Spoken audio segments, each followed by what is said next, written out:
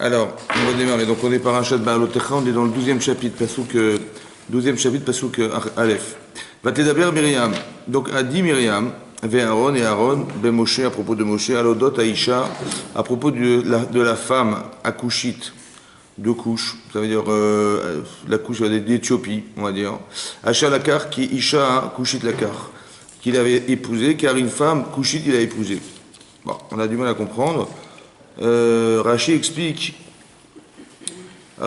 comme ça, parce que historiquement dans la paracha c'est clair que lorsque Moshe il s'est plaint auprès d'Hachem, disant voilà il me demande de la viande en plein désert, il regrette tout ce qu'il avait pu consommer en Égypte, et donc qu'est-ce qui va se passer, il va se plaindre. Et là, à la suite de ça, il va dire mais comment je vais nourrir autant de monde, et à la suite de ça il va demander à ce qu'on délègue.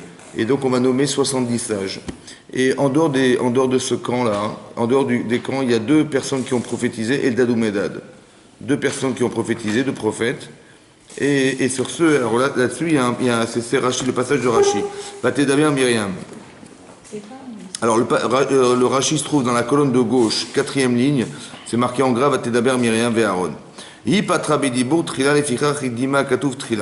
que pourquoi on a dit Myriam et Aaron? Oui, alors Rachid dit parce qu'on a mis Myriam en avant parce que c'est elle qui a commencé à parler, avant son frère. Minaïn a été Yodarat Myriam chez Piresh Moshe Minaïcha. D'où a su Myriam que Moshe s'était séparé de sa femme. Oui, Rabbi Nathan Omer, Rabbi Nathan a dit Myriam a été Betsat Sipora.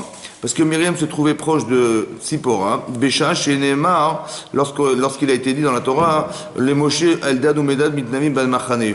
Lorsqu'on a écrit dans la Torah que Eldad ou Medad ont prophétisé dans le camp, alors Myriam se trouvait proche de Tsipora, la femme de Moshe. Kevan Shishama Tsipora, lorsqu'elle a entendu ça, que deux personnes ont prophétisé dans le camp, Amra Oil et Nachotem, malheur à leurs femmes, chez les loups de ces deux-là, Him Em Niskakim et Voix, s'ils ont été touchés par la prophétie, malheur à leurs femmes. Bon. Shayum Porshim et Neshotem Kedesh et Piresh Bali Mimeni. Parce que c'est sûr qu'ils vont devoir se séparer de leur femme, comme mon mari s'est séparé de moi. À la suite de la prophétie qu'il a dû avoir d'Hachem, il a dû se séparer de sa femme. Moshe, Omisham Yada Myriam, Vigidale Aaron. Et de là a su Myriam que Moshe, qui est le frère de Myriam, s'était séparé de sa femme, et donc elle a été racontée à Aaron. Uma Myriam, Shelonit Kavna Lignuto. Si déjà Myriam, qui n'a pas eu d'intention désobligeante vis-à-vis de Moshe en racontant à son frère Aaron ce que Moshe faisait, alors Karnena, je regarde ce qu'elle a eu, elle a eu la tsarat, alors qu'elle va remettre elle s'appelle Gnuto chez le Ravior, a fortiori quelqu'un qui dirait du lachonara mais du mal de son prochain, qu'il serait touché par ce genre de plaie. Ok. Oui, donc on voit que le problème c'est quoi le sujet en fait? C'est qu'on vient d'apprendre que Moshe s'est séparé de sa femme. D'accord? Et sous prétexte que quoi? Il a dû dire à sa femme, voilà, je suis un grand prophète, je peux plus rester avec toi. Et ça l'a rendue malheureuse. Et donc quand elle a entendu Eldad ou Medad qui ont prophétisé, elle dit tiens eux aussi sûrement ils vont devoir quitter leur mari leur femme, et ça l'a rendue malheureuse. Et donc elle a raconté ça à Myriam, et Myriam elle s'est sentie le devoir d'intervenir. Et donc elle s'est dit mais mon frère il fait n'importe quoi, il se sépare de sa femme, c'est pas possible. Et donc elle a été racontée à Aaron que Moshe s'était séparé de sa femme. Et donc la Torah continue et dit comme ça. Vatomer, ils ont dit, Arak Moshe diber Hashem, est-ce que seulement de Moshe, avec Moshe diber Hashem a parlé, allo gam banu diber Vaishma Hashem. Il dit même nous Hashem il nous parle, Vaishma Hashem, Hashem a entendu ce qu'ils ont dit. Donc ils ont dit quoi? Est-ce que Moshe Hashem il ne parle qu'à Moshe Rabbeinu? Oui, c'est-à-dire qu'il n'intervient qu'auprès de ces deux, que Moshe Rabbeinu. Non, c'est pas vrai, il parle aussi à nous. Oui, ça sous-entend quoi? Hein, ça sous-entend quoi? En quoi c'est grave ce qu'ils ont dit? Ils remettaient en cause. Ils remettaient en cause le fait que Hachem parlait à. Non, ils ont dit quoi? Est-ce qu'ils leur parlent qu'à eux? C'est-à-dire qu'est-ce qu'ils ont cru? Ils ont cru que quoi en fait? Ils ont cru que quoi? Que Moshe avait décidé tout seul. D'où ils ont fait tout seul? Parce que si c'est vrai qu'Hachem avait dit à Moshe Rabbeinu de se séparer de sa femme, il aurait dû aussi nous dire, puisqu'on est comme lui prophète, de nous séparer de nos maris et nos femmes. Or, il nous a rien dit du tout, donc forcément, Moshe, il a inventé. Voilà, il s'est trompé, il a inventé. C'est-à-dire, il crée une souffrance dans son couple, ça va? Voilà. Pourquoi c'est grave? Pourquoi ce qu'elle a cru était logique? C'est logique ce qu'elle a pensé, ouais. Et pourquoi ce qu'elle a trouvé logique était grave? Mais on ne sépare pas de sa femme, évidemment. Oui, on a vu dans la Torah que l'otov yot hadam levado, ça n'est pas bien qu'un homme soit seul. Et qu'est-ce qu'il fait Moshe? Il se sépare de sa femme, donc il fait une grande erreur, c'est une erreur de Yitzhara ça. Comment un homme il peut se séparer de sa femme?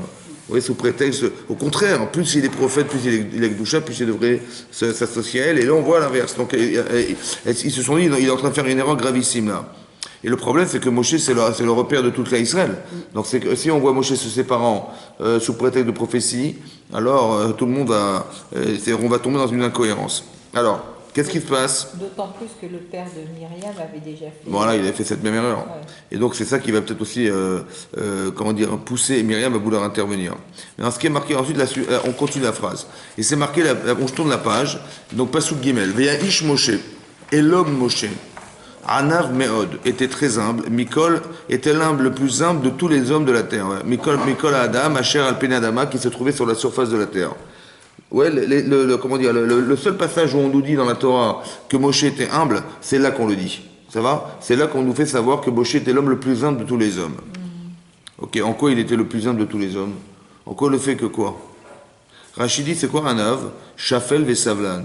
Shafel, il se rabaissait, Vesavlan, il était Savlan. Il savait endurer. C'est quoi Savlan? En hébreu? Savlanou, il était patient. C'est ça la Hanava.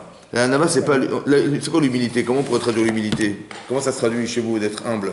Cette qualité, il faut être humble dans la vie. C'est quoi? Comment ça se traduit? Parce que Moshe, est-ce que Moshe peut prétendre qu'il est l'homme le plus humble de tous les hommes? Hein?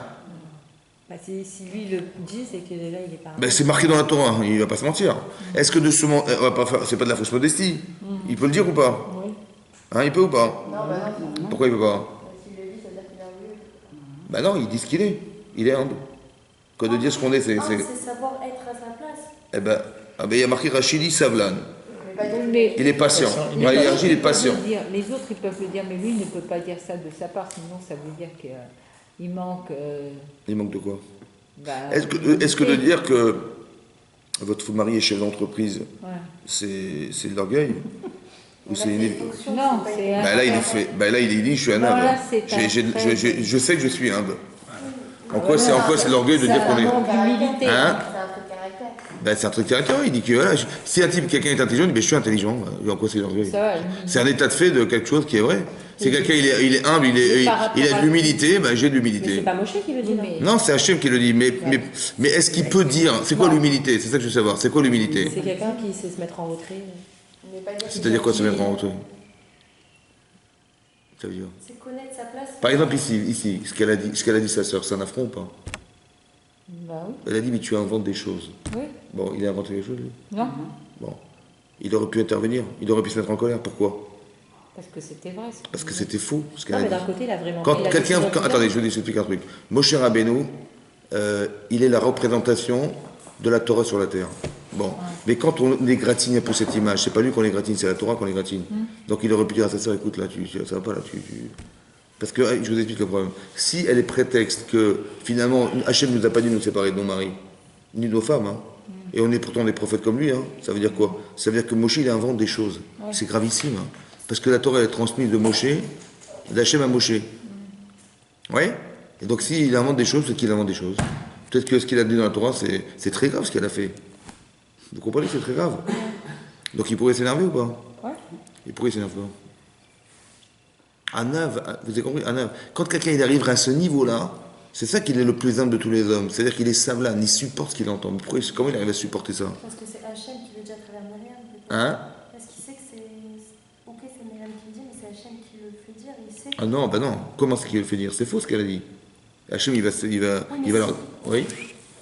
Mais Hachem, c'est pas Hachem qui parle à travers Myriam, elle a fait une avéra ici, hein. C'est pas une mitzvah qu'elle a fait. Hachem lui a demandé à Moshe de se séparer de sa femme. Alors on va voir, ouais. A priori, elle va expliquer Rachel après. Mais ça veut dire qu'elle a cru que c'était pas possible. C'est vrai, c'est pas cohérent, elle a raison. Mais elle peut pas se mettre à la même hauteur que Moshe. J'ai compris, ça c'est l'erreur. On va voir. Mais elle va s'en rendre compte, voilà. Peut-être que l'humilité, déjà l'humilité dans ce cadre-là, c'est d'expliquer.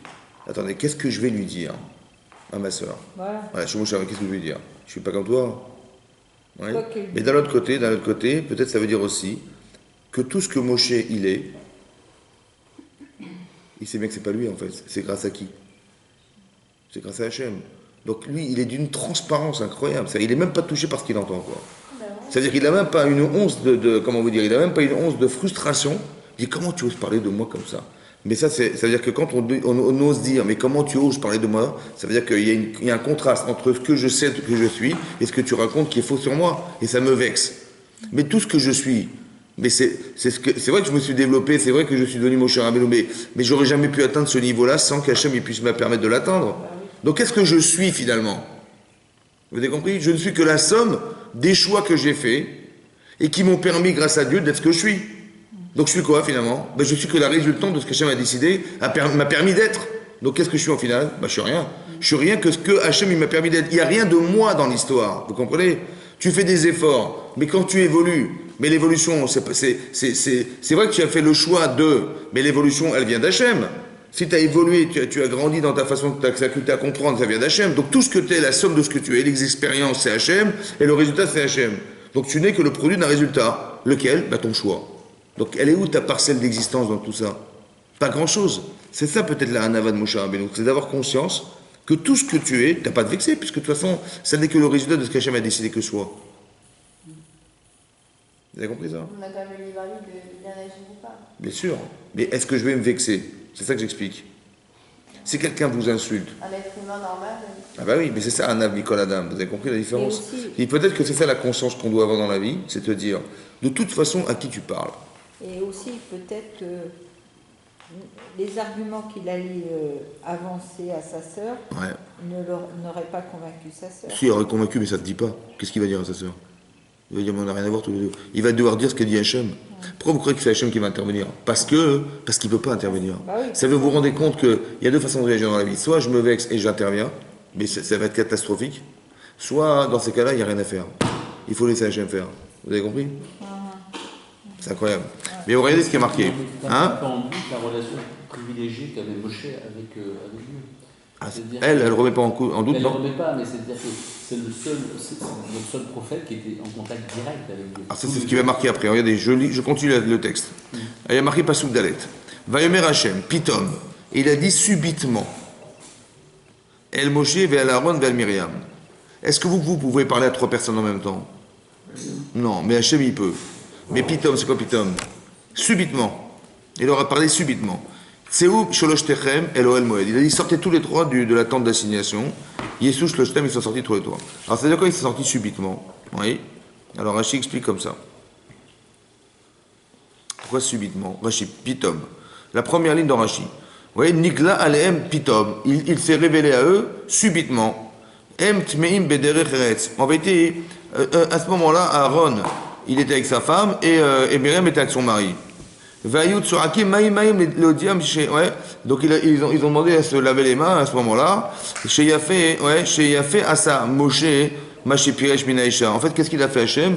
Il leur dit, mais il a bien fait Hachem de se séparer de sa femme. Mais Achar chez Niglit Alav Shkenat Tadir. Hachem, il se révèle en permanence à Hachem n'importe quand. Donc il est obligé d'être pur à tout instant. C'est pour ça qu'il a dû se séparer de sa femme. C'est là qu'il aurait voulu leur faire comprendre que c'est différent. Chez En Et Kavoa les Dibour. Hachem, il n'a pas dit, bon, à telle heure je te téléphone, on s'appelle. Non, ça peut être n'importe quand, n'importe quelle heure. Et donc c'est pour ça que il leur a parlé subitement pour leur expliquer, voilà, et qu'est-ce qu'on fait maintenant? Voilà. Et donc ils ont dû vite se laver les mains, ils ont compris ce qui est leur erreur. C'est louche shel Shtechen. Donc il leur a parlé à tous les trois. Ensuite c'est marqué comme ça. Donc je continue le verset. Vayered Hachem be'amud Ada. Donc il est descendu Hachem dans une colonne de nuée. Vayahamod petach haoel. Cette colonne s'est tenue devant la porte de la tente. Vaikra Aaron ou Myriam. Et à ce moment-là il a fait appeler Aaron et Myriam sans Moshe. Vaïtsou shnehem. Il n'a pas fait appeler Moshe. Pourquoi? Rachid dit pourquoi? Parce qu'il voulait pas. Ouais, Rachid dit Vaïtsou shnehem. Voilà. Il dit Mipne ma mashran uvi frida mi Moshe. Pourquoi il les a attirés et séparés de Moshe? Les filles shomrim miksat shvacho shel adam befanav. Vekulo shel befanav. En fait, il va dire des louanges de Moshe Rabbeinu. Et des Rachidi que ça se dit pas devant lui. Vous voyez, comme c'est marqué Vechen Masu Benoach, à propos de Noach, Shelo befanav nemar ish sadik tamim. C'est vrai que lorsque la Torah parle de Noach, elle dit qu'il était tzadik et tam, ça veut dire qu'il était intègre. Et que Befanav Neymar qui otera raïti tzadik lefanai. Il dit pourquoi je t'ai choisi toi? Parce que je t'ai trouvé tzadik dans ta génération, et c'est pour ça que j'ai sauvé le monde, j'ai sauvé ta famille parce que tu étais tzadik. Là-bas, il a dit tzadik tamim, et là, il a dit tzadik. Il a dit tzadik est entier, est parfait, et là, il a dit il est tzadik. Parce qu'on ne dit pas de louange entière devant quelqu'un, on ne lui dit pas tout devant lui. Pourquoi on ne dit pas tout devant lui? Pourquoi dans son dos, on dit tout, et devant lui, on dit la moitié? Quelqu'un, on ne lui dit pas qu'il est sadique, qu'il est super, il est devant lui. Justement, pour pas qu'il ait cette gave. Ouais, parce qu'en fait, le fait de croire que quoi? Que c'est grâce à moi que je suis comme ça. Ou alors si je suis quelque chose, je vais m'asseoir sur ce que je suis, mais est-ce que je vais pouvoir évoluer? Ben non, donc on dit que la moitié. Pourquoi? Parce que tant que tu vis, c'est que tu peux avancer. Mais si je te dis, voilà, t'es super, t'es comme ça, je dis, bah, si je suis super, bah, je m'arrête sur ce que je suis, je m'assois sur ce que je suis, mais c'est pas ça qu'on veut. On veut surtout pas que tu t'arrêtes. D'accord. Ça veut dire que peut-être la hanava, ça serait de croire que qu'est-ce que vous croyez que je suis, puisque de toute façon je vis. Donc demain, ça va changer ou pas? Je vais être différent demain? Attendez, si j'existe, c'est que j'ai une évolution. Donc si je dis je suis quelque chose, j'ai l'orgueil de croire que je suis, je vais m'arrêter sur ce que je suis. Mais c'est pas vrai, puisque de toute façon tu vas continuer à vivre demain, tu vas vivre des expériences qui vont te permettre de te bonifier. Donc comment tu peux prétendre que tu es alors que tu vas changer? Alors il vaut mieux dire que tu n'es pas encore. Alors que la personne qui me fait croire que je suis quelque chose, elle m'empêche d'atteindre ce niveau, de croire que je ne suis pas tout à fait ce que je suis. Vous avez compris? C'est pour ça qu'on ne dit pas tout devant la personne. Dans son dos, on lui dit, parce que ça ne dérange pas, il ne faut pas qu'il entende. Mais il ne faut pas qu'il entende, c'est ça que ça veut dire. Oui? Donc c'est ça qui est marqué, et qu'il a redit sortez parce qu'il va parler de Moshe Rabbeinu. Et qu'est-ce qu'il va dire Hachem? Il va dire, comme ça... Vaïre, donc il a dit, Vaïomer, Shimuna. Vous savez quoi Shimuna? Ça veut dire quoi en français? Shim'u? Na. Hein? Na, c'est quoi na? Je t'en prie. Je vous en prie. Ça veut dire Hachem, il supplie d'écouter ce qu'il va dire.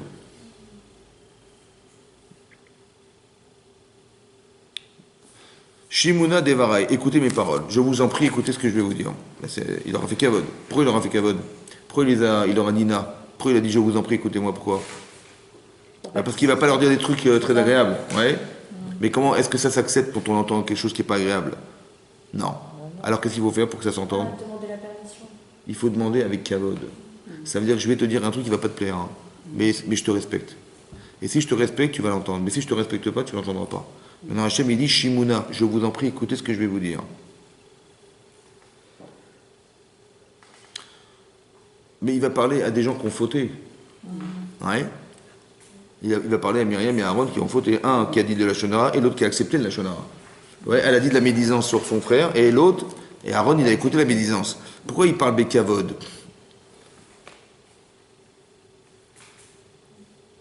Ça reste à l'être humain, quoi. C'est Hein? semblable finalement. Hachem, pourquoi il leur parle Bekavod? On apprend quelque chose d'ici, nous, non? Quand on va faire un reproche, pourquoi il faut le dire avec respect? Parce que c'est une personne de Dieu finalement dans chaque. Pour que la C'est vrai, personne puisse c'est vrai, mais écouter, peut-être techniquement, psychologiquement, c'est important de comprendre ça aussi. pour que la personne puisse l'écouter. Écoutez, c'est vrai.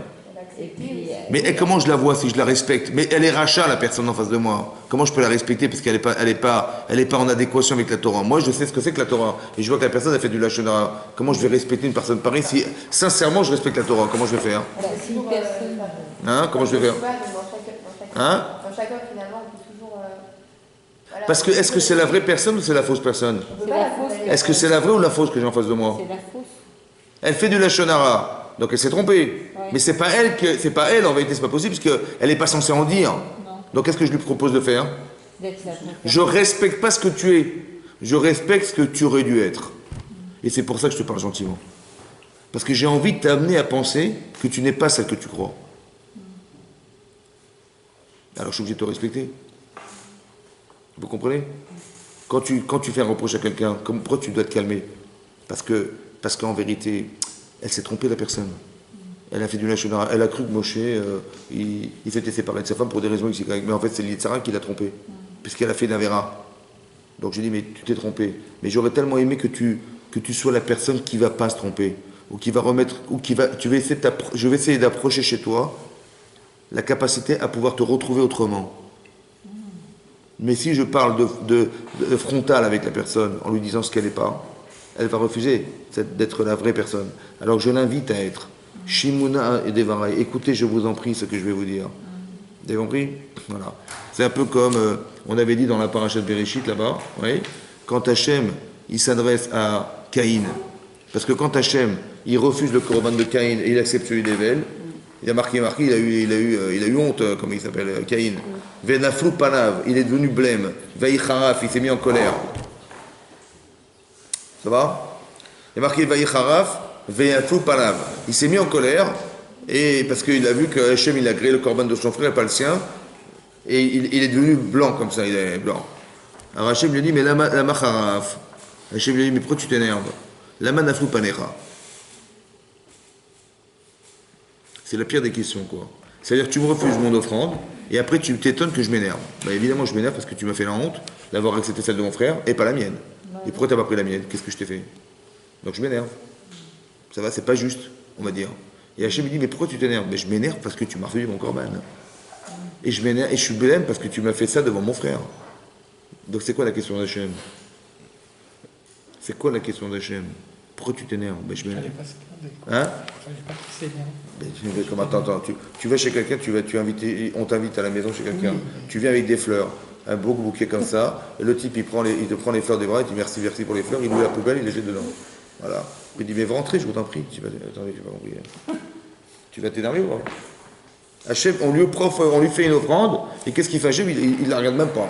Il regarde celle de son frère, pas la sienne. C'est honteux. Donc il va se mettre en colère. Donc quand Hachem dit mais pourquoi tu t'énerves? Comme s'il n'avait pas compris quoi. Hein? Comme si la personne elle jette tes fleurs, elle dit mais pourquoi tu t'énerves? J'ai pas compris, je m'énerve parce que tu m'as jeté mes fleurs. Ouais. Après, c'est quoi la question d'Hachem alors? C'est Caïn, c'est ça? Caïn. Et son frère, c'est Evel. Ah ouais, c'est un... Hein? C'est les deux frères, Caïn et Evel. Donc il dit mais Hachem dit pourquoi tu t'énerves? En fait, c'est pour lui montrer que c'est pour avoir une question.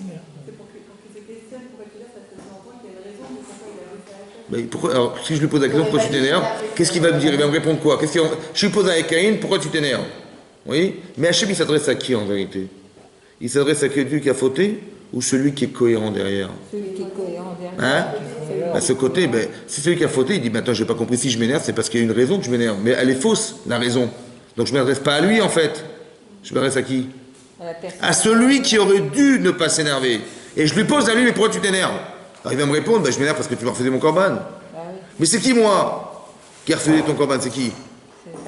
C'est Hachem. Il s'est trompé, Dieu? Si tu t'énerves, c'est qu'il s'est trompé. Si tu t'énerves, c'est que Dieu il a eu tort. Mais est-ce que Dieu il a eu tort? Au lieu de dire j'ai dû faire une gaffe parce que c'est sûr qu'il a raison, qu'est-ce que j'ai dit? Je me suis énervé contre lui. C'est pas normal, vous comprenez? Donc c'est ça que je voulais vous expliquer. Qu'Hachem il ne s'adresse pas à la personne qui faute, il s'adresse à l'autre. Quand il nous arrive quelque chose dans la vie, ça nous remet en cause. Mais ça remet en cause parce qu'il y a une autre personne en nous qui devrait être cohérente.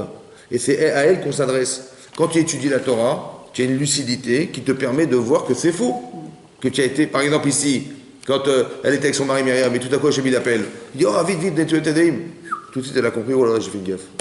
Je viens de comprendre pourquoi Hachem il a demandé à Moshe de séparer de sa femme, parce que c'est permanent chez lui. Et donc il n'y a pas une heure précise où il doit se retrouver avec Hachem, donc ça veut permettre qu'il ne pouvait pas rester avec sa femme, dans ce cadre-là. Vous avez compris? Et c'est là qu'elle a compris. Ça veut dire que c'est parce qu'elle est cohérente, derrière, qu'elle comprend qu'elle est en contradiction avec ce qu'elle a pu dire. Donc ce que Hachem lui propose en lui téléphonant, c'est la réponse à sa problématique personnelle. Vous comprenez ça? Donc c'est ce qui se passe là. Donc qu'est-ce que va dire Hachem? Hachem il va dire, Vayemer Shimuna Devarai, Imiye Neviachem, ouais, Imiye Neviachem, Hachem Emaré. Si vous êtes vraiment des prophètes, Hachem Emaré, et qu'Hachem vous apparaît, Elav, Itvada Bechalom, il va se faire savoir, se faire connaître, Bachalom en rêve, Adaberbo, c'est quand vous, en rêvant, que j'apparais chez vous. Ouais? C'est que quand vous dormez, que j'apparais. Loken Avdi Moshe. Par contre, mon serviteur Moshe, ça ne se passe pas comme ça. Bechol Beti Neemanhu. Dans toute ma maison, il est fidèle. Pourquoi Hachem il parle de fidélité ici? Il est Neeman, c'est-à-dire qu'il est fidèle. Parce qu'ils ont cru que quoi? Parce que quand il s'est séparé de sa femme, pour eux, c'était une infidélité. Ça veut dire quoi? Ça veut dire qu'il n'a pas respecté ce qu'Hachem voulait. Il dit, mais sachez qu'il était fidèle. Ça veut dire que ce qu'il n'a pas inventé, c'est ce que j'ai demandé qu'il l'a fait. Et c'est ça qu'il a dû faire. Mais après, il a fait. Parce que PLP, El Daberbo. Nous, on parle PLP. Ça veut dire qu'il n'y a pas d'intermédiaire entre nous. Il n'y a pas de rêve, il n'y a pas de machin, direct. Umare velo bechidut. Adaver be'ob, umare velo bechidut. Utmunat Hashem. Ouais. Maré, c'est l'apparence. Chidut, Utmunat Hashem. Il n'y a pas de tmunat, ça veut dire il n'y a pas d'image. Par exemple, vous allez voir, les prophètes, ils vont voir un cavalier sur un cheval. Ils vont dire à Dieu, il a dit, il faut faire la guerre. Ils vont voir, je ne sais pas, quelqu'un qui tue la Torah. Il dit, ah ben, on n'étudie pas assez la Torah, il faut tuer la Torah. Donc, ils montrent des images aux prophètes qui doivent interpréter pour savoir qu'est-ce qu'Hachem voulait dire. Mais lui, c'est pas ça. Par contre, Hachem, il parle direct, mot à mot. C'est-à-dire, il y a, ouais, oui, donc, il dit, alors que Hachem, ouais, il avait dit, Madoua lo yiritem ledaber. Madoua lo yiritem ledaber. Pourquoi vous n'avez pas eu peur de dire? Be'avdi be'Moshe. Pourquoi vous n'avez pas eu peur de parler contre mon serviteur Moshe Rabbeinu? Vous n'avez pas eu peur de dire. Ça veut dire que quoi? Ça veut dire qu'on aurait dû avoir peur de dire. Pourquoi la peur de dire? Oui, mais ça il le savait, mais il ne savait pas assez. Mais pourquoi il faut avoir peur de dire dans la vie? Parce que ça peut mettre en Ça veut dire que quoi, voilà? Ça peut remettre en cause. Avoir peur de dire. Alors on a dit une fois, comme ça, que vous savez que comment vous dire, que quand Paro il avait décrété que tous les enfants qui naîtraient, on les jetterait au Nil. Pourquoi? Pourquoi ils devaient être jetés au Nil? Parce que les astrologues ont vu que le sauveur d'Israël, il allait être frappé par l'eau. Eux, ils ont traduit, frappé par l'eau, il va sûrement se noyer. On va le noyer nous-mêmes. Donc on va faire ce que le ciel a prévu, c'est le noyer. En fait, ils se sont trompés, la Gemara a expliqué que c'était quoi frapper par l'eau? C'est qu'en fait, Moshe, il a fauté à cause de l'eau. Que quand Myriam va mourir plus tard dans la Torah, et qu'il a frappé le rocher au lieu de parler au rocher, à cause de ce rocher, qu'il a frappé plutôt que de lui parler, de l'eau qui allait sortir, il n'est pas rentré en Israël. Il n'est pas rentré en Israël. Donc eux, ils ont cru que la faute et l'eau, c'était la noyade, et en fait, c'était pas du tout ça, ça n'a rien à voir. Et donc, ils ont vu des symboles. Ok? Donc ça, c'est Moshe. Qu'est-ce qu'il a décrété par où? Il fallait donc tuer les enfants qui allaient naître. Mais Tzipora, Yochebed était tombée enceinte à la suite de ce décret. Comment elle est tombée enceinte? À la suite de ça. Parce que sa fille, lorsque Abraham il a décidé de se séparer de sa femme, parce que qui est-ce qui va supporter que sa femme tombe enceinte et que dans le doute, que ce soit un garçon ou le prenne, on le jette au Nil? Le père, ça va être un assassin, et elle, sa femme, elle va subir une grossesse pendant 9 mois, tout en sachant qu'à la fin des 9 mois, on va prendre cet enfant, dans le doute, on va jeter au Nil. Est-ce qu'on a le droit de faire supporter à sa femme une souffrance pareille? Non. Alors il a dit, il faut écouter, c'est simple, on va pas se marier, on va divorcer, et c'est ce qu'il a fait, et c'est ce que tout le monde a fait. Et Myriam, elle intervient, elle lui dit, mais papa, tu fais pire que Paro. Pourquoi pire? Parce que non seulement tu tues les filles que Paro aurait laissé vivre, et tu tues les garçons qui, normalement, s'ils étaient morts, ils auraient été au Gan Eden, et tu les prives au Gan Eden. À la suite de ça, il va se marier avec Sarah, et il se remarie, et de là est né Moshe Rabbeinu. Donc quand elle voit Moshe Rabbeinu, elle se dit quoi? C'est grâce à qui qu'il est là? Dites-moi la vérité, dis-moi la vérité. C'est grâce à elle, parce qu'elle a réconcilié ses parents. En plus, elle a prophétisé, elle avait su que le sauveur d'Israël est né dans sa famille. C'est pour ça qu'elle l'a suivi. Parce que quand il est né, sa mère, qu'est-ce qu'elle a fait? Au bout de 3 mois, elle n'a pas pu le cacher longtemps. Au bout de 3 mois, il était recherché, donc elle l'a mis dans un berceau et elle l'a mis dans le Nil. Et qui c'est qui l'a suivi pour voir où elle allait? Parce qu'elle savait qu'il était le sauveur d'Israël. C'est marqué dans la Gemara que quand il est né, il y a eu de la lumière. D'accord? Et cette lumière, c'était la lumière de la Shrina, donc elle a compris que c'était un enfant spécial. Elle a voulu savoir où est-ce qu'il allait atterrir. Et donc elle a suivi, elle a vu qu'elle a été prise par la fille de Paro. Elle lui a dit, vous savez, je connais sa mère parce qu'il n'arrivait pas à l'allaiter, etc. Comme ça qu'elle a introduit sa mère. Mais tout ce qui est devenu Moshe Rabbeinu, c'est grâce à elle. Et grâce à quoi? À sa prophétie. Ça va? Et lui, sous prétexte de prophétie, il se sépare de sa femme. Donc il dit qu'il n'a rien compris, Moshe Rabbeinu. C'est l'inverse. Donc elle a l'impression, elle, que quoi? Que la misva qu'elle a faite, Hachem, il lui a reproposé. Regarde, tes parents, ils se sont séparés. Ils ont fait des erreurs en pensant qu'il fallait se séparer. Et elle a eu la satisfaction extraordinaire de réparer le couple de ses parents. Et que ça a engendré Moshe Rabbeinu. Vous imaginez la satisfaction qu'elle a eue ou pas? Énormissime la satisfaction. Donc quand elle a vu sa belle-sœur se plaindre que son mari s'est séparé d'elle, elle a dit, Ouah, Mina Shamaï. Hachem m'a proposé le bonheur de pouvoir réconcilier mon frère comme j'ai réconcilié mon père. C'est ça qu'elle a cru. Et donc c'est pour ça qu'elle a été voir Aaron directement. Et qu'est-ce qu'il aurait fallu faire à ce moment-là, à votre avis? Il fallait avoir de la hirat shamaim. Madou alo yiritem les daber. Pourquoi vous n'avez pas eu peur de dire? Au final, si elle avait été voir Moshe directement, Ouais. elle n'aurait fait aucun péché. Non. Là, c'est juste parce qu'elle a parlé à Aaron. Parce qu'elle a parlé à Aaron. Et quelle était l'erreur? Ach be Moshe diber Hachem. Est-ce qu'Hachem il parle qu'à Moshe, il parle aussi à nous? Ça veut dire que l'erreur, c'était quoi? L'erreur d'appréciation de la différence entre elle et son frère. Est-ce que c'est facile de voir la différence qui existe quand on est frère et sœur? Non. C'est très dur. Parce qu'il y a plein de choses qui se mélangent. Il y a la famille, vous comprenez? Il y a le côté familial. On ne se rend pas compte de la hauteur de l'autre parce que on est des frères et sœurs. Ça veut dire que le Yetzer, il va jouer avec des éléments qui sont présents, qui sont des éléments de familiarité, des éléments de convivialité, de fraternité, à l'encontre de la mitzvah. Vous avez vu que Caïn, il a tué son frère? Pourquoi? Mais qu'est-ce qui lui manquait? Il lui manquait deux choses. Là-bas, c'est marqué, Hachem, il a dit, il est où Evel Achicha? Il est où Evel Achicha? Il est où Evel ton frère? On a expliqué que c'était quoi la question? Il est où Evel ton frère? Il dit, est-ce que je suis le gardien de mon frère? Non. En fait, c'était quoi la question? Il est où Evel? Chez toi, il est où? Par rapport à toi, dans ton estime. Ben oui, parce que s'il existait dans ton estime, si tu avais su définir qui était Evel, tu aurais mis des valeurs dans lui? Tu l'aurais tué? Non. Non. Donc manifestement, tu n'as pas su mettre un nom dans ton frère. Mais il est où Achicha? Il est où ton frère? Evel Achicha, il est où ton frère? Le côté fraternel qui t'aurait dû t'empêcher de le tuer, il est où ce frère? Vous avez compris ou pas? Il est où Evel Achicha? C'est-à-dire qu'il aurait dû développer deux choses. Donc sa faute, c'est de ne pas avoir été assez frère. Il n'y a pas de fraternité entre eux. Et là, il y en a trop de fraternité. Parce que c'est tellement son frère qu'elle ose dire, sans réfléchir. Vous avez vu comment il s'arrange? Ça veut dire que nous, on développe des valeurs.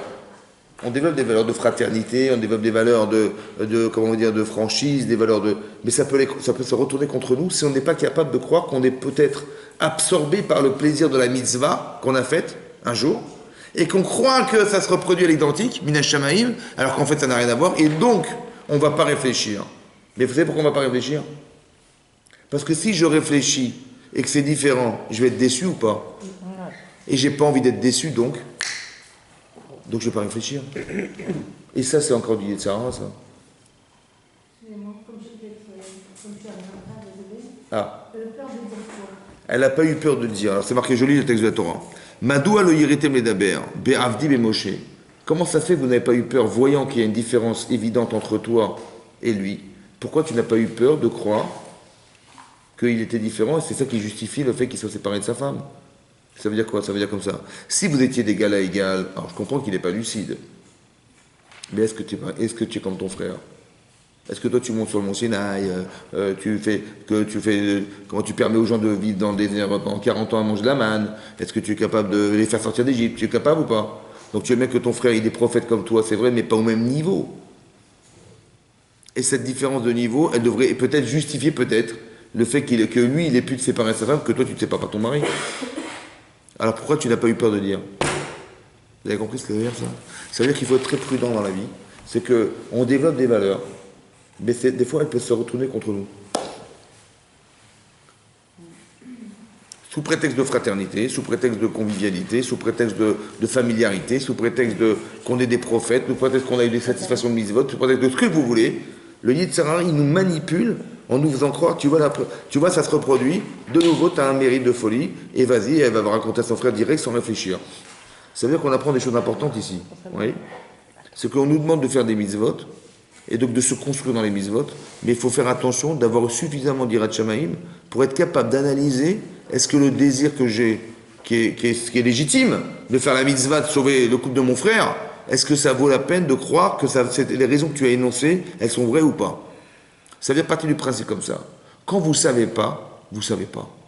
Tu dis pourquoi ils se séparés? J'en sais rien. Oui, je ne sais pas comment c'est inventé. Vous avez compris ce qui se passe? Parce que dès l'instant où vous interprétez, on peut rentrer dans le Yetzirah. C'est que la mitzvah, c'est d'être sûr de ce que je sais et pas de croire ce que je sais. Parce que quand je crois, je vais faire de la Shonara. Tu dis, bien sûr c'est comme ça, mais t'en sais rien. Il faut avoir des certitudes. Madoua lo yiritem le daber, be'avdi be'moshe. Pourquoi il a dit Hachem, il a dit Avdi Moshe, pourquoi? Avdi, c'est quoi Avdi? Mon serviteur Moshe. Ben évidemment, mon serviteur est Moshe, Moshe est le serviteur. Pourquoi il a répété les deux? Pourquoi il a dit les deux? Bien Avdi mais Moshe. Ouais. Parce qu'il est comme ça. D'abord, Moshe, il n'est pas comme toi. Parce que lui, on parle en direct, alors que toi, tu veux bien que ça se passe pas comme ça. Ta prophétie, elle se fait en rêve. Ok? Mais ce serviteur-là, cet homme, c'est mon serviteur. Ça veut dire quoi mon serviteur? Ça veut dire que si on va dire que tu as raison. Moshe, il a eu tort de se séparer de sa femme. Quand est-ce qu'il s'est séparé de sa femme, en fait? Vous savez quand il s'est séparé de sa femme? Rachid dit comme ça ici. Rachid, il rapporte comme ça. Il s'est séparé de sa femme à partir du moment où, quand Hachem, il a dit au Bnei Israël, avant de recevoir la Torah, de se séparer de sa femme pendant 3 jours. Vous vous rappelez de ce passage? Il a dit pourquoi? Parce qu'il fallait se préparer au matin de Torah. Donc il fallait se préparer au matin de Torah, donc il y avait une séparation de couple qui va faire que la personne elle est complètement en adéquation, autant en homme que sa femme, prête à recevoir la Torah. Mais Moshe il a fait un calvachomer. Il a dit comme ça, un raisonnement franchement, il dit, si déjà les Israël pour recevoir la Torah, ils ont été séparés de leur femme, mais moi c'est tous les jours qu'Hachem s'adresse à moi dans n'importe quel moment de la journée. Donc est-ce que je ne dois pas me séparer de ma femme? Il y en a qui disent que c'est lui qui a raisonné comme ça, et Hachem il a été d'accord avec lui. Et il y en a d'autres qui ont dit non, qu'Hachem il a dit non, eux, ils retourneront vers leur femme après 3 jours, mais toi tu resteras avec moi. Il y a 2 versions dans le Midrash. Soit qu'il l'a déduit tout seul, soit que c'était un ordre d'Hachem qu'il lui a dit de se séparer de sa femme. Ça va? Mais ça veut dire comme ça. Hachem il a dit à Myriam, il a dit comme ça. Si tu as raison, que Moshe il a eu tort de se séparer de sa femme, donc il est en faute. Mais ça t'a pas choqué que je continue à lui parler? Hein? Il est resté mon serviteur alors qu'il est en faute. Donc s'il était en faute, Hachem il aurait dû arrêter de lui parler. Or si tu vois qu'il lui a parlé, c'est que quoi? Hein? C'est que tu as cru que même Hachem il s'est trompé alors. C'est possible? Madoua le yéritem les avers. Toi t'as pas eu peur de dire? Pourquoi Tzipora elle s'est plaint aussi? Hein? Tzipora elle aura rien de s'être plaint? Si, a priori. A priori c'est pas le sujet ici. Elle raconte, c'est vrai. Elle raconte. Mais elle fait pas du Lachon Hara. C'est pas du Lachon Hara qu'elle fait. Elle vit une souffrance qu'elle pense être légitime. Elle ne comprend pas ce qui lui arrive. Ça va? Mais non. Mais par contre, Myriam, qui entend ce reproche et qui veut intervenir, elle doit parler à son frère. C'était ça la logique. Et là, le problème, c'est qu'est-ce qu'il aurait pu lui dire? Vous avez compris, on est imbriqué dans des sujets, c'est très compliqué, parce que si elle va le voir en direct, qu'est-ce qu'il va dire à sa sœur? Il dit, on n'a rien à voir, il ne peut pas lui parler. Et donc, comme il ne peut pas lui parler, c'est très compliqué. Donc, peut-être c'est pour ça qu'il y a un Yetzirah d'aller voir Aaron. Et là, on va rentrer dans un problème familial, qui est un problème de la Shonara familiale. C'est pas un cas classique, c'est un cas où elle veut sauver la vie de son frère, parce que la vie de couple de son frère est mise en péril parce qu'il s'est séparé de sa femme, et elle se plaint. Alors qu'en vérité, derrière, il y a quelque chose de légitime. Oui, ça veut dire que c'est un problème, mais c'est comme ça qu'on peut tomber dans des problèmes de la Shonara familiale, dans l'intérêt de sauver les gens, et on peut tomber dans une faute. C'est ça que Rachid dit au départ, que si déjà, elle a pensé faire le bien, et quand même ça lui est reproché, alors a fortiori les autres. Mais ça veut dire que vous avez compris que ce que je vous explique ici, c'est de vous expliquer les petites finesses de réactions qu'on peut avoir dans la vie, qu'on pense être positives, et qui s'avèrent être fausses, parce qu'on n'a pas eu la capacité à remettre en cause même ce genre de situation. Parce que des fois, on a du plaisir dans ce qu'on réalise, heureusement, Baruch Hashem, que quand on réalise des choses bien, on est fier de soi, et cette fierté-là, elle nous porte, elle nous permet d'avancer dans sa vie. Et des fois, ça peut se retourner contre nous. Comme par exemple, c'est marqué dans la paracha de Vayeshev, là-bas, c'est marqué comme ça, que quand Yosef, il a raconté ses rêves, il a dit à ses frères, vous savez, j'ai rêvé de 11 étoiles, de la lune et du soleil qui se prosternaient à moi. Et quand ils ont entendu ça, ouais, après, à part le fait qu'il était raconté du mal de ses frères à son père, en prétextant qu'il faisait des erreurs, ils n'ont pas pu parler Lo yachlou d'abero les shalom. Ils n'ont pas pu parler Béchalom avec lui. Ça veut dire qu'ils ne pouvaient plus le voir. Et ils lui ont dit clairement, franchement, il a dit on ne peut plus te parler, Béchalom, c'est-à-dire on ne peut plus te parler, on ne se dit plus bonjour, on ne se connaît pas. Voilà ce qu'ils ont dit. Et Rachid dit, mais torque nous tam, que le fait qu'ils aient pu dire une chose pareille, de s'être séparés de Yosef, on apprend Shifram une louange. Laquelle? C'est qu'ils n'étaient pas hypocrites. Ils lui ont dit franchement ce qu'ils pensaient de lui. Ils n'étaient pas Echad Bepé, Echad Belev. Pas que dans mon cœur je te supporte pas, et dans notre rapport personnel et familial, tu restes mon frère. Non, il dit écoute, on se parle plus. D'accord? Donc ils ont dit, Betor Gnutam, ce qui était honteux, c'est de s'être séparé de Yosef, mais on apprend aussi quelque chose qui est louable, laquelle? C'est qu'ils étaient francs. Ils ont dit, franchement, ce qu'ils pensaient de lui, c'était cette franchise qu'on a relevée. C'est bien ça. C'est bien ou pas? Mais non, ce que je comprends pas, hein, c'est la chose suivante. Ce qui m'embête, quoi. C'est que nous, on apprend aux enfants à être francs, à être honnêtes, à être entiers, ouais, à dire la vérité. Ouais. C'est ce qu'ils ont fait ou pas? Ouais. Et ça s'est retourné contre eux? Ouais. Ah. Toujours des fois on peut mentir ou être du mal pour pas blesser l'autre. J'ai compris. Ils ont Mais là, fait il fait long. l'inverse. Ils ont dit, Rachid dit qu'ils ont dit un truc, ils étaient francs avec lui. C'est une chose qui est louable. Mais ils auraient pu s'arrêter là, ne plus lui parler, ils étaient pas obligés Ma, de le vendre. ma question, c'est, mais quand j'apprends la vérité aux gens, Faut pas que ça soit frontal. j'ai peur qu'un jour, ça soit mal utilisé. Alors, comment on fait, alors? Par exemple, on va l'apprendre la franchise, l'honnêteté, ne pas mentir. Donc, ils vont pas mentir, ils vont dire la vérité, ils vont être francs, et ils vont se séparer de leurs frères parce qu'ils ont traduit une situation qui les a vexés, et puis ils vont le dire franchement, on peut plus te voir, on se sépare. Et la franchise, elle va se retourner contre eux. Alors comment j'utilise la Torah dans ces cas-là? Puisque je leur apprends à être honnête, et par honnêteté, ils vont se séparer de ses frères. Alors comment ça marche? Parce qu'il ne faut pas le dire de façon frontale, comme tout à l'heure. Hein? Il ne faut pas le dire à... Mais ils sont francs, ils ont été francs, ils ont dit la vérité. Ouais. Ils n'ont pas été hypocrites. Parce qu'il y a des gens, ils vont vous dire dans votre dos, et ils vont rien vous dire en face. Ouais. Là, ils ont dit en face à son frère directement, voilà, ils ont eu le courage de lui dire, écoute, on te parle plus. On te dit plus bonjour. Mais après, il faut voir les conséquences aussi. J'ai compris, mais comment on fait alors? Par exemple, vous apprenez la Torah à vos enfants. Mais il va y avoir un contraste un jour Bah oui. entre ce que vous leur apprenez et ce qu'ils vont voir dans la rue. Bah oui. Ils vont pas risquer de faire un rejet par honnêteté. Bah oui, c'est... Alors comment on fait alors? Ah, il faut l'apprendre comment? C'est toujours un moyen. Vous leur apprenez la Torah et dans la rue, ils vont voir l'inverse. Ils vont faire un rejet de ce qu'ils vont voir. Bah oui. Donc ils vont se couper du monde. Ils vont être isolés, ils vont souffrir. Et c'est ça que vous voulez? Non? Alors comment on fait alors? C'est pareil. Elle, par honnêteté, elle a réagi comme ça. Et ça a été ça a été contre elle. Alors comment ça se passe? Comment on fait alors? Il faut laisser les choses des fois se faire. Ah ben non, si vous êtes en réaction, vous dites vous allez vous sentir indifférente. Et c'est pas possible. Alors comment on fait? Si vous êtes indifférente, c'est grave. Et si vous dites la vérité, c'est grave. Alors qu'est-ce qu'on fait alors? Il faut essayer. Hein? Peut-être que tout le monde s'utilise selon chaque situation. C'est-à-dire? Et c'est bizarre, enfin, il faut être parfois trop honnête, parfois il faut être... Et comment il faut faire alors? il faut juger, mais il faut aller... Mais là, ils ont qu'est-ce qu'il faut faire? Il se prend pour le roi d'Israël. Ou alors il raconte du lachonara à notre père, alors qu'on va rester neutre. Moi, je pense Hein? dire la vérité Ouais. de façon détournée. Comment faire? Ça veut dire que de dire, de prendre un exemple et de dire voilà, c'est pas bien que quand un homme il est marié, il parle de sa femme par exemple. J'ai pas compris. Non, mais dans l'exemple des frères, par exemple. Voilà, il a raconté qu'on allait tous se prosterner à lui et il a raconté à notre père des choses qui sont fausses sur nous. Ça nous a vexés. Donc il dit écoute, on ne peut plus te parler. Donc ils ont été francs avec lui. Mais cette franchise, elle les dessert. Ouais. Alors qu'est-ce que j'utilise? Comment j'apprends alors? Alors je vais dire comme ça. Il faut dire à vos enfants, je ne t'apprends pas la Torah pour te séparer des gens. Ça veut dire que par honnêteté intellectuelle, tu ne peux plus les voir. C'est pas comme ça qu'on réfléchit. Ça va? Tu dis moi, mais honnêtement, je ne peux pas te voir. Mais c'est pas honnêtement, c'est faux. C'est compris ou pas? Parce que comme je suis vrai et que tu es faux, ou que tu es fausse, on ne peut plus se parler. Je dis, mais c'est pas ça qu'il faut faire. Il faut faire quoi? Il faut faire comme Hachem il a fait. Shimuna Devarai. Écoutez, je vous en prie ce que je vais vous dire. Ça veut dire que tu respectes la personne même si elle est fausse. Et je vais vous expliquer une chose. Quand vous apprenez le Hémet à vos enfants, ça va? Et quand ils vont voir l'inverse dehors, ils vont faire du lachonara ou quoi? Non. Évidemment. Ah non, si vous leur expliquez. Attendez, attends. Que vous dites, il faut être comme ça, comme ça, comme ça, comme ça. Ok. Ils voient les gens dehors, ils font l'inverse.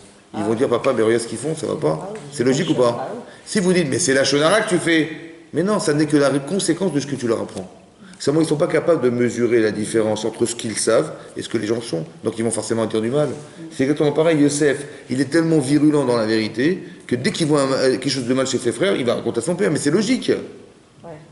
Mais du côté de ses frères aussi, ils ont préféré ne plus lui parler que de continuer à... Ça veut dire faire que c'est de la logique. séparation. Pourquoi c'est logique? Parce que l'apprentissage à la vérité amène à la contradiction.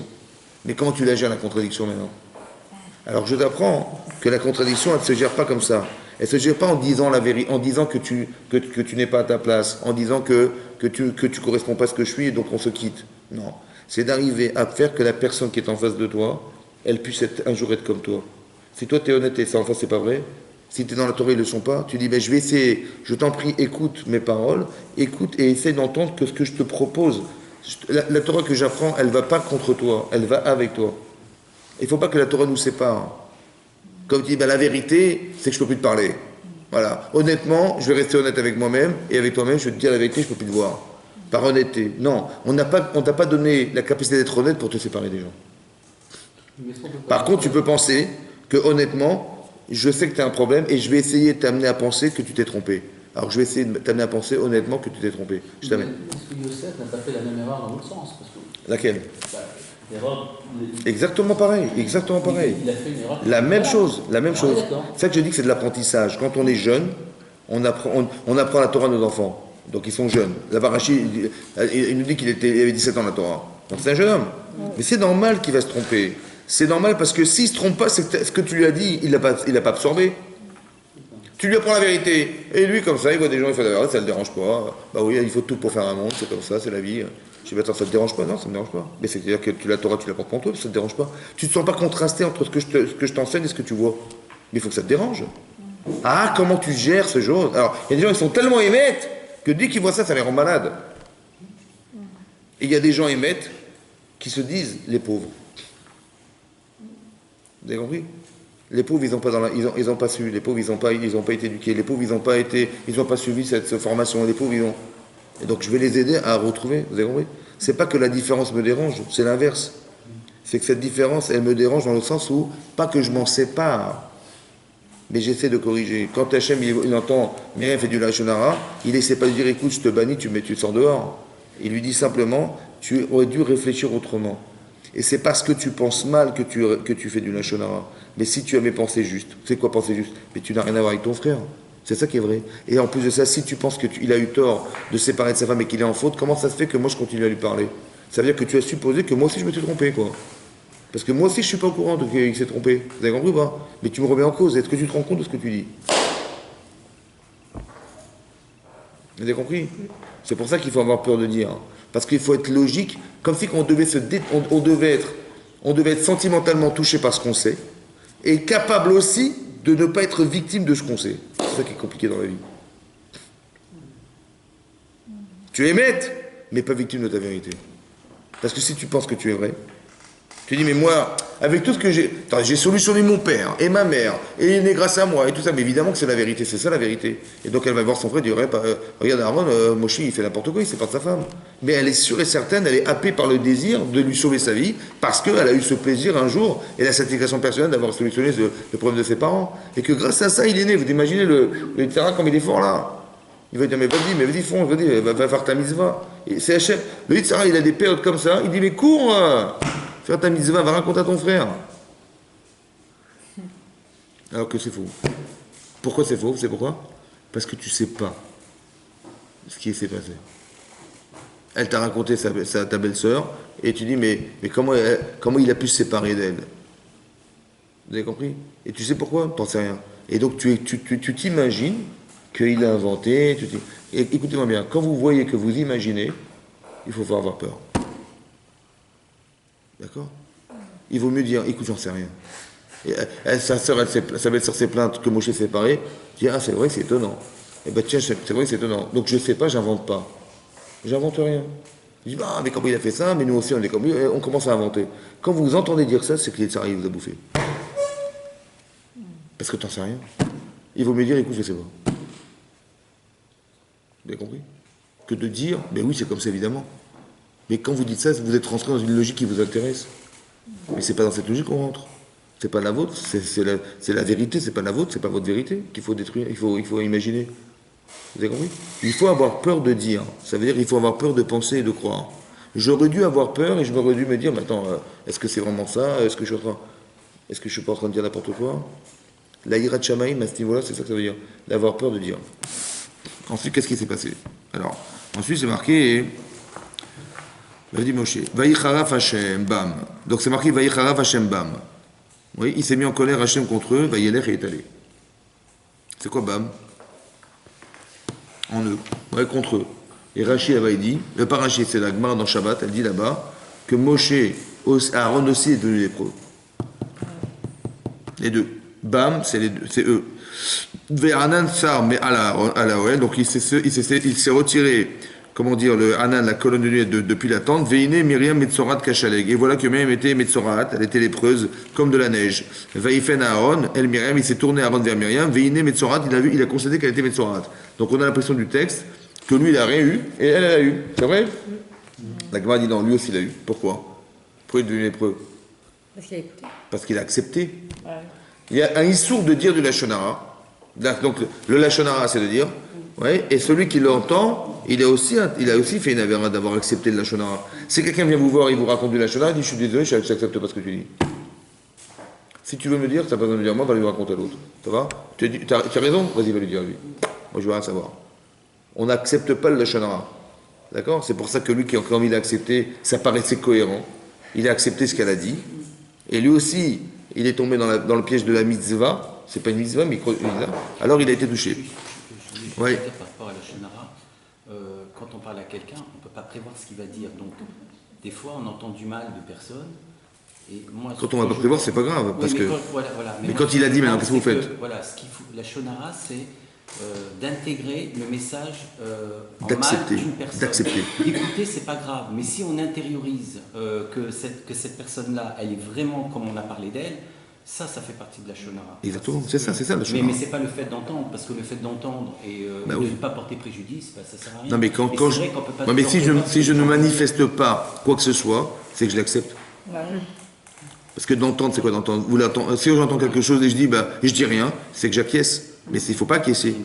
Mais oui, parce que si j'acquiesce, il faut dire à la personne non, je suis désolé, j'ai pas entendu. Pourquoi c'est grave? Pourquoi c'est grave? Parce que c'est tellement puissant la parole qu'on peut déformer l'esprit des gens, même si on pense qu'on lui a fait du bien que de lui raconter des bobards. Par exemple, on va raconter des choses qui sont vraies sur des gens, mais qui sont honteuses à entendre. Mais comment vous allez les voir maintenant? Vous allez voir avec une tâche. Ouais, la tare qu'ils ont, ça va vous encourager à les fréquenter? Non. Mais qu'est-ce qui va se passer? Ils vont être mis en quarantaine dans votre esprit.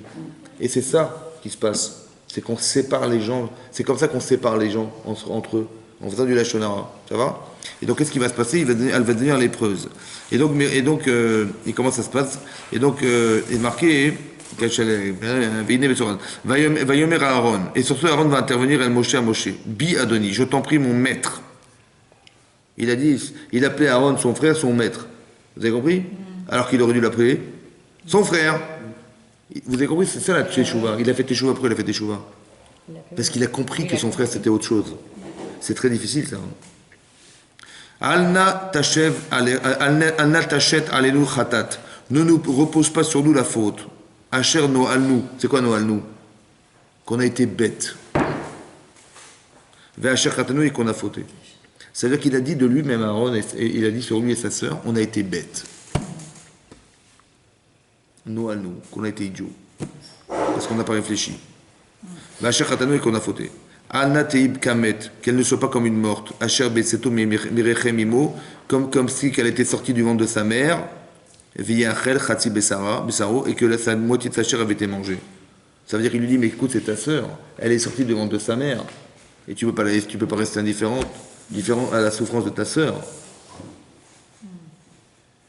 Donc il a dit deux choses. En fait, il a dit, ne nous fais pas porter la faute. C'est-à-dire que plus tu vas laisser les choses se faire, plus on va se sentir mal d'avoir fauté. Et donc, il dit, comment tu peux supporter de voir ta sœur dans la souffrance?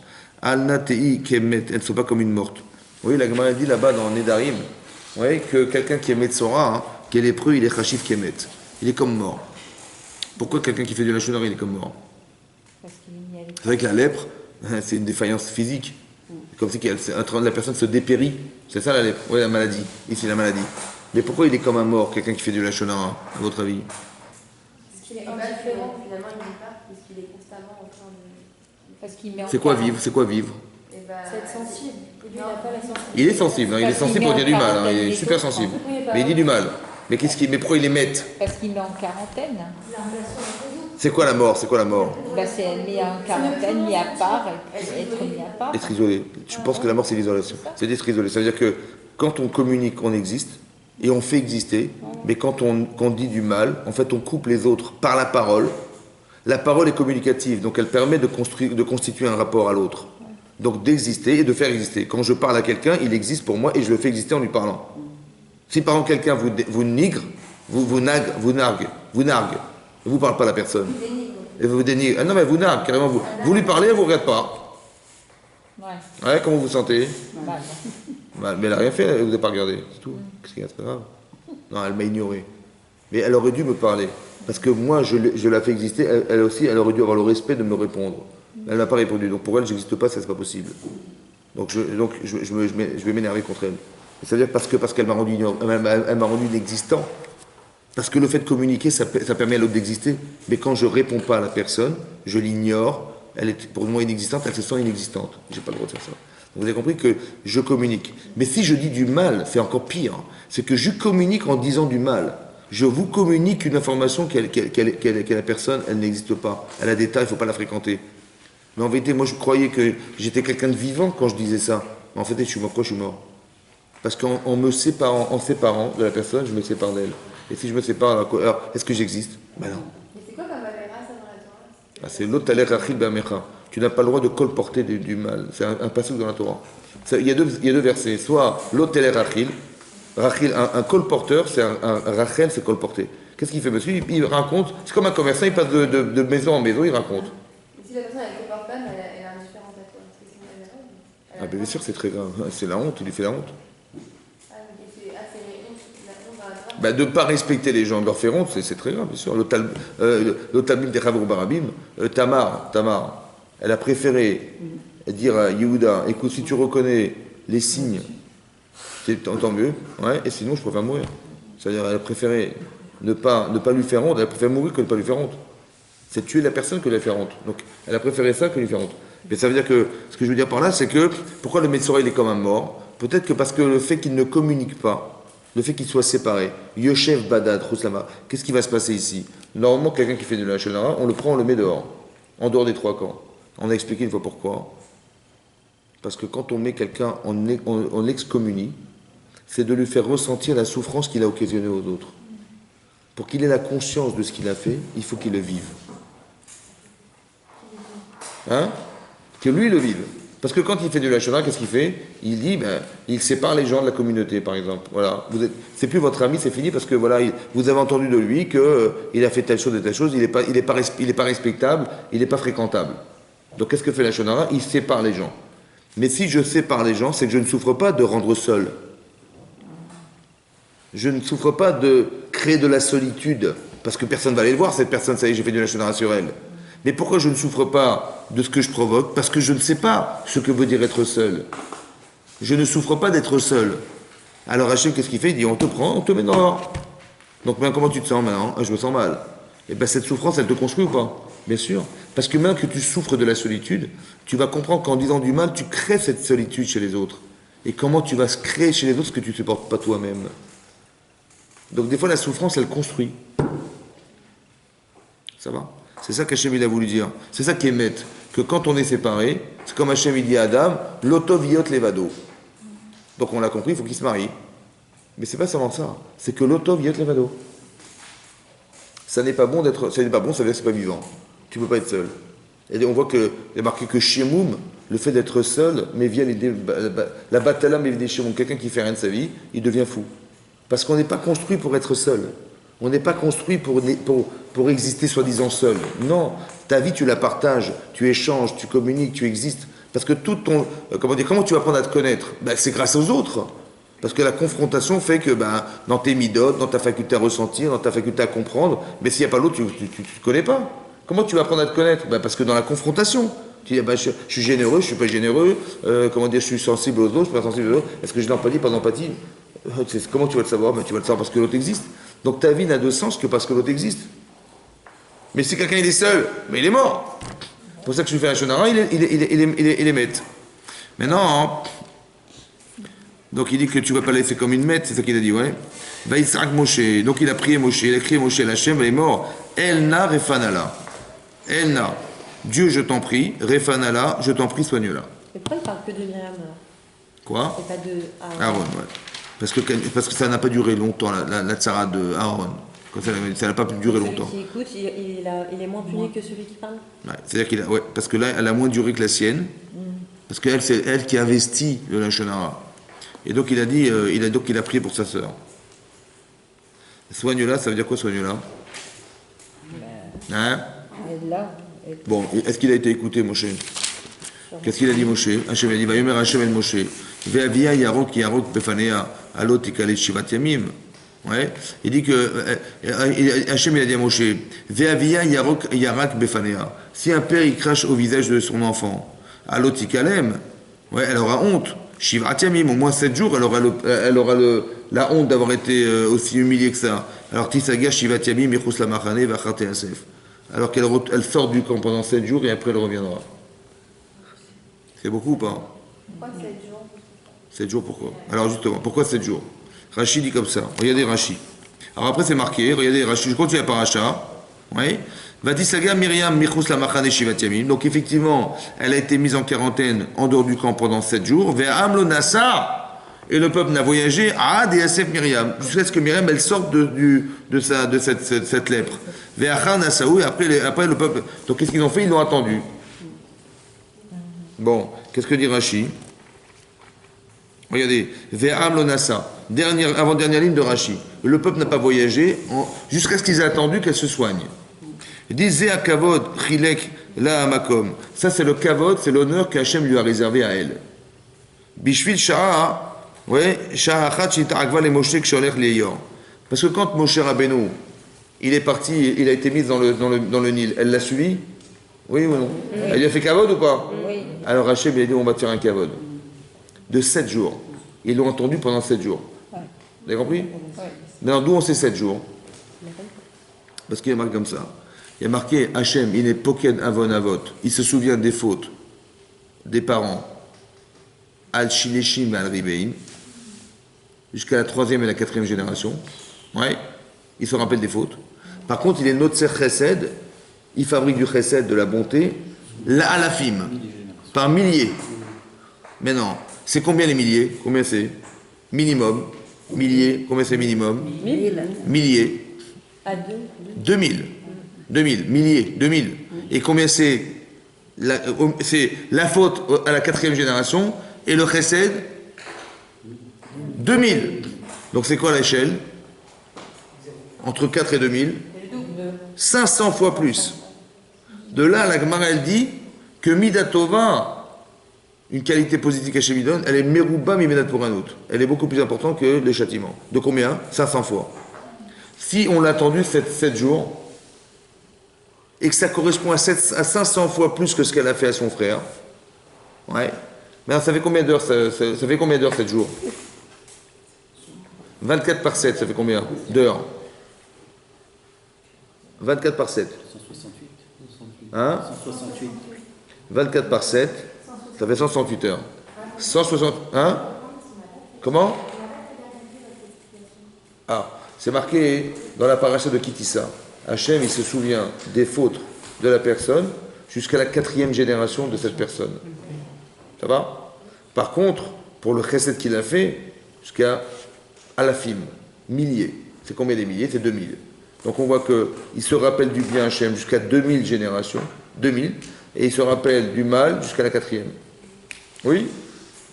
Maintenant, c'est combien le rapport entre 4 et 2000? C'est 500. 4 fois 500, ça fait 2000. Donc ça veut dire que la Midatova, elle est 500 fois plus importante aux yeux d'Hachem que celle de la faute, du châtiment de la faute. 500 fois plus. Or, quand elle a suivi son frère, on lui a fait Kavod. Combien de jours? 7. Ça veut dire que 7 jours, c'est 500 fois ce qu'elle a fait pour son frère. Donc combien elle a attendu ton frère? Combien de temps elle a attendu? 168 divisé par 500, ça fait combien? 168 divisé par 500. Vous voulez une calcul? Allez-y. 168 heures divisé par 500. Hein? 0 combien? 336. Ça veut dire 0,3, c'est le tiers d'une heure. Ça fait combien? Environ 18 minutes. Elle l'a suivi 18 minutes. Hachem, il a fait attendre une semaine. Vous avez compris ou pas? Il a fait Kavod à elle une semaine. Mais comment il a fait kavod à cette femme? Puisqu'elle elle est en train d'être punie ou elle est en train d'être quoi là? Ah non, elle se construit. Mais non, mais là, elle était punie par Hachem. Ouais. Comment il peut faire du kavod à une femme qui est considérée comme une femme qui a fauté? Comment ça se réfléchit ça? Parce qu'elle a fait du Mais comment ça se réfléchit? Non, il avait qu'à dire, écoute, tu vas prendre ta petite avéra, tu la gardes, et quand tu auras fini, on va te faire un kavod d'une semaine. Mais pas au même moment où il la châtie, il lui fait un kavod. C'est pas logique. Même quand on faute, il n'oublie pas le bien qu'on fait. Mais c'est pas logique. C'est pas logique. C'est au moment où il l'a puni qu'il lui fait un chesed. Au moment où il l'a puni, il lui fait du kavod. Au moment où il l'a puni, il lui fait du kavod. C'est pas normal. Mais ici, c'est le châtiment. N'oublie pas ce qu'elle a fait pour lui. Non, le kavod, c'est qu'on l'a attendu. On l'a respecté, on a attendu, madame. Mais au même moment, ou quoi, hein, où on est en train de lui faire payer sa faute. Comment c'est logique ça? Au même moment où il lui fait payer sa faute, c'est là qu'il lui demande qu'on la respecte. Chazak ou Baruch. C'est-à-dire qu'il faut réfléchir comme ça dorénavant. Il faut toujours croire qu'il y a quelque chose de bien dans la personne. Ça n'existe pas un rachat. Un rachat, c'est quelqu'un qui a dérapé. Mais Hachem, il le montre en disant, je fais kavod à la personne qui a fauté. Et s'il y a une personne qui ne convient pas, Comment? s'il y a une personne qui ne convient pas dans la façon d'être, ou de faire. Mais jamais ça ne convient. Jamais ça ne convient. Quelqu'un qui faute, ça ne convient pas. Non, mais est-ce que je la respecte? Oui, il t'a respecté, certes. C'est ça qui est marqué. On prend une certaine distance de ce qu'on a le droit. Bien sûr, mais écoutez-moi bien. La distance, c'est comme ça. Si vous ne vous sentez pas capable de l'aider, il faut se distancer. Pourquoi? Parce que si je ne suis pas capable d'influencer, c'est que je reste d'être influencé. Et il vaut mieux sauver. Mais si vous pouvez apporter quelque chose à cette personne, il vaut mieux avoir de l'empathie pour elle que du dégoût d'elle. Vous avez vu, Hachem, il n'est pas dégoûté. Non. Il dit, vous la respectez. Oh, c'est une sadéquette aussi. Hein? Myriam, c'est. Bah oui, c'est pour ça qu'elle a eu la lèpre, sa déquête. Ça veut dire, elle a fauté ou pas? Elle a fauté, mais comparé à tout ce qu'elle a fait. Très bien, mais elle a fauté ou pas? Oui. Très bien, mais malgré tout, il dit respectez-la. Malgré que moi j'ai dit non, et pour moi elle n'est pas de sadéquette, il faut la mettre dehors. Ouais? Quand bien même respectez-la. C'est pour nous apprendre que Hachem, en fait, il ne faut pas être des gens qui condamnent. C'est ça que je vous explique. Il faut être comme Hachem. Même quand il condamne, il garde le respect. Pourquoi il fait ça? C'est très important ça, vous avez compris ça? C'est très important ça. Par exemple, c'est marqué comme ça. Il y a marqué dans l'Agma, dans Sota d'Afem Zayin, l'Agma dit là-bas comme ça. Elle dit la femme, les enfants et l'Yetzerara, on repousse la main gauche, la main faible, et on récupère la main droite. La femme, les enfants, pour dire que quoi? On ne rejette jamais des deux mains. Tu vas t'énerver avec ta femme, avec ton mari, ne le jette jamais des deux mains. Tu dis non, je ne peux plus te voir, je te jette des deux mains. Non. Pourquoi? Parce qu'en vérité, il faut comprendre que non. J'ai quelque chose à te dire, mais je le dis toujours, ça fait du mal de l'entendre, mais je te dis avec la main gauche, la main faible. Mais je t'aime, mais je te respecte. Très important ça. Que toujours, l'Agma dit comme ça, ouais, parce que les gens qu'on a jetés des deux mains, ça a été des traumatismes tellement puissants que dans l'histoire du clan Israël, ça a été des catastrophes. Toujours. Ça va? Dans le christianisme et dans le christianisme et dans Amalek. Parce que l'Agma dans Sanhedrin, elle dit qu'il y avait une femme qui s'appelait Timna, qui était une princesse, la sœur de Lotan. Elle a voulu se convertir au judaïsme, elle est partie voir Abraham, Israël et Yaakov. Et ils l'ont refusé. Bon, sûrement qu'ils l'ont refusé parce que, pour des raisons de midot, on ne fait pas rentrer n'importe qui dans le cas d'Israël, elle a dû avoir des choses, des défauts qui étaient insupportables pour le cas d'Israël. Mais elle avait envie de rentrer dans le cas d'Israël ou pas? Ok. L'Agma dit qu'elle s'est mariée avec Eliphaz. Et avec cet homme, ils ont eu un enfant qui s'appelait Amalek. Et là, le peuple d'Amalek est né. Alors il dit, mais pourquoi de ce couple il est né Amalek? L'Agma demande cette question. Et alors on a souffert et on va souffrir jusqu'à la fin des temps d'Amalek. Parce que l'Oba, il est Rachaka. Il n'aurait pas dû la repousser violemment. Ça veut dire que tu as raison, il ne faut pas la rentrer, mais la façon de le dire, on ne pousse pas des deux mains. Vous avez compris ça? Et la frustration qu'ils ont créée, elle était, on va dire, brûlante de rentrer en Israël, elle a été refroidie par les Havot. Alors il va créer des enfants qui vont refroidir les peuples devant Hachem, en essayant de casser la hiérarchie du monde. C'est ça, Amalek. Vous avez compris? Cette frustration, voilà ce qu'elle a créé. Comme l'Agma a dit que, dans Sota là-bas, elle dit là-bas, dans Dafem Zayin, elle dit que Rabbi Yeshua ben Trachia, il avait un Talmid Echad. Ouais, il avait un élève. C'est l'élève. Ouais, auquel on a mis une croix dessus. Et cet élève-là, oui, c'était lui, ouais. Et l'Agma a dit qu'une fois, il a reçu un courrier de Rabbi Shimon ben Shetach qui lui a dit, tu peux retourner à Jérusalem, alors que lui partait à Alexandrie en Égypte. Oui. Et qu'est-ce qui s'est passé? Quand il a reçu ce courrier, il a dit ben, je vais retourner à Jérusalem. Au moins, les Romains, ils ont dû partir, on peut retourner. Et quand il est repassé par l'auberge à laquelle il était déjà passé au départ, il est passé là-bas. Et l'aubergiste, madame l'aubergiste féminine, elle a reçu avec kavod, elle a fait beaucoup d'honneur. C'était Rabbi Shimon c'était le Nassi, c'était comme le grand rave de l'époque. Ouais. Et donc, elle a reçu avec beaucoup d'honneur. Et lui, il a dit qu'elle est belle, l'aubergiste. Et Rachid dit, comme elle nous reçoit bien. Et l'autre, et son ami, il dit, comme elle est belle, il dit, mais elle est pas belle, elle est moche, elle a les yeux ronds, elle a les cheveux frisés. Il dit, mais comme. Et là, qu'il a vu ça, il a entendu son élève parler comme ça d'une femme mariée. Il dit, comment tu parles comme ça d'une femme mariée? Ça va pas, il a mis en nidouille. C'est-à-dire qu'il a mis en quarantaine, il a sonné 400 chauffarottes pour dire, écoute, je ne veux plus de toi, mon élève. Oui. Et quand son élève y revenait pour lui demander pardon, il lui dit, je ne veux pas te voir. Une fois, deux fois, trois fois, il ne veut pas le voir. Et un jour, donc la dernière fois, il est venu le voir, son élève, en lui demandant pardon. Et il est en train de faire le schéma, ce Rav Yobija Ben Bachia. Il m'a dit qu'il a fait un signe, la Rachid a fait un signe de la main pour dire attends. Et l'autre il a cru, il a dit va-t'en. Il n'a pas compris. Et là, il m'a dit qu'il a tellement été vexé, frustré, avec tout ce qu'il a essayé de faire, qu'il est parti, il a fait Avodazara, Shfichudam, il a fait que des avérotes, de Masek Kishoufim, il a fait de la sorcellerie. Et bon, et après son Rav, il est venu le revoir. Il a dit écoute, fais tes chouvas. Il a dit écoute, fais tes chouvas. Il a dit je peux pas. Il dit pourquoi? Parce que l'Amadé au Rabbeinu, tu nous as pris notre maître, il parle à son maître en lui disant celui qui a été choté, qui a fauté, et était martyr tarabim, il a fait fauter le peuple. En maspikim be'adol tchouva, il ne peut pas faire tchouva. Donc je ne peux pas faire tchouva. Et c'est vrai, c'est comme ça s'est passé. Et de là, l'Agmal conclut que quand on apprend avec quelqu'un, on ne jette jamais les gens. Ça va? Et bizarrement, ce Rabbi Yishov Ben Prachia, on le retrouve dans Pirkei Avot. Ouais? Vous vous rappelez ou pas? Rabbi Yishov Ben Prachia, il a dit Aseler Harav, fais-toi un rave. Kanelecha chaver, acquiert-toi un ami, et juge les gens toujours favorablement. C'est marrant qu'il ait dit ça, hein. Vous avez compris ou pas? Ouais. Alors qu'il aurait dû juger. C'est peut-être après cette histoire. C'est pour ça que je vous ai rapporté ça. Pour dire que c'est... Bah non, c'est pas bizarre. C'est pour ça. À la suite de ça, il a compris qu'on doit juger favorablement. C'est pas parce qu'il a un Yetzirah pareil que tu vas le juger mal et tu vas le jeter. Non. On t'a pas appris la Torah pour jeter les gens. Parce que quand on jette les gens, voilà ce qui se passe. Voilà ce qui se passe. Catastrophique. Aujourd'hui, des millions de morts qui sont morts à cause de ce qui s'est passé derrière.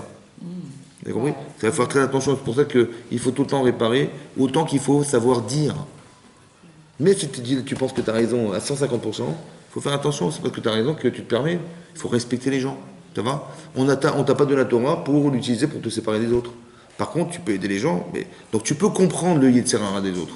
C'est-à-dire que quand on fait teshuva, on est souvent virulent, on veut rester émettre et on a des vérités qui nous touchent. C'est vrai, c'est très vrai.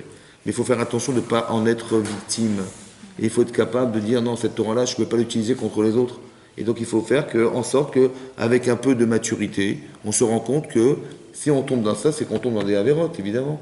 Donc il faut faire attention à ça et respecter les gens qui n'ont pas eu. Si tu as de la Torah, eh bien, fais en sorte qu'elle puisse être utile pour les autres. Mais jamais que la Torah te sépare des autres. C'est pour ça qu'ils ne sont pas comme toi. Ça va? C'est pareil. Parce qu'on risque d'être violent, et cette violence, elle amène à être anti-religieux. Alors que c'est pas ça le but. Donc ça veut dire que le type religieux s'est fait avoir, il a fabriqué des anti-religieux. C'est pas possible. Il dit, c'est ça, les religions, c'est la Torah. Bah oui, parce que le type, il dit, mais moi, je peux pas te voir. Comment tu oses ne pas... Parce que vous avez compris. En fait, le problème qu'on a dans ces cas-là, c'est qu'on respecte la loi. Mais est-ce qu'on respecte l'humain? Non. Bah non. Je dis, non, tu respectes pas la loi, je te connais pas. Ok, d'accord. Mais donc c'est avec la Torah, tu as séparé de l'humain, quoi. Hein? Comme il y a des gens, ils font teshuva, et ils peuvent plus rester à la maison. Parce que papa et maman, ils ne respectent pas la Torah. Alors qu'est-ce qu'ils font? Ils se sauvent. Ouais. C'est avec la Torah. C'est-à-dire que quand tu vas voir les parents qui ne sont pas dans la Torah, il dit mais qu'est-ce qui se passe? Il dit il s'est sauvé, mon fils s'est sauvé. Et alors pourquoi? La religion. Donc c'est avec la religion, elle a kidnappé nos enfants, quoi. Ouais. C'est une catastrophe. Ouais. C'est pour ça qu'il faut faire très attention qu'il ne faut jamais faire croire que la Torah, elle nous sépare des autres. Parce que ça amène à une mauvaise compréhension de la Torah, et ce n'est pas du tout l'objectif. Vous avez compris? C'est pareil. C'est un peu comme le Hachonara. C'est un peu comme Hachem la vie. Je vous en prie, écoutez mes paroles. Ça veut dire, je ne m'adresse pas à toi, fauteur, je m'adresse à la personne lucide qui est derrière, qui va pouvoir comprendre ce que je vais dire. Mais je t'en prie, écoute ce que je te dis. Je t'en prie, pourquoi je t'en prie? Parce que je sais que les Tzara, il ne va pas vouloir que tu écoutes. Les gens, si tu ne sais pas, c'est quelqu'un, il a certaines... Ben, il faut être intelligente et dire je vous comprends, parce que c'est logique qu'il ne le soit pas. Mais même, je trouve, dans le milieu religieux aussi, je trouve qu'il y a un côté, je dis pas, hein, je Oui. dis pas, mais il y a un côté très sectaire, même. Ben, c'est ça le problème. Même, je dis comme ça. Mais ça peut être dangereux. Mais c'est ça que j'explique, ça peut être dangereux. Mais ça peut être dangereux parce qu'on respecte la loi, mais on ne respecte pas l'humain. Mais la loi, elle est là pour nous rendre humains ou pour nous rendre pas humains? Pour nous rendre humains. Donc tu ne peux pas te dire je respecte la loi et tu deviens inhumain. Donc il faut faire l'inverse, il faut dire non, je respecte la loi et je te rends humain. Pas que sous prétexte de loi, je me sépare et je suis maître. Parce que quand on respecte la loi, eh ben voilà, on se sépare, donc on devient comme le Metzora et on devient maître. C'est pareil. Quelle différence entre respecter la Torah et se séparer des gens et dire du Lachon Hara et ne pas respecter les gens en se séparant d'eux? C'est pareil. Le résultat est le même, c'est qu'on est seul. Mais ce n'est pas l'objectif. C'est pour ça que cette parachute est importante de l'expliquer. Chazak ou Baruch. Chazak.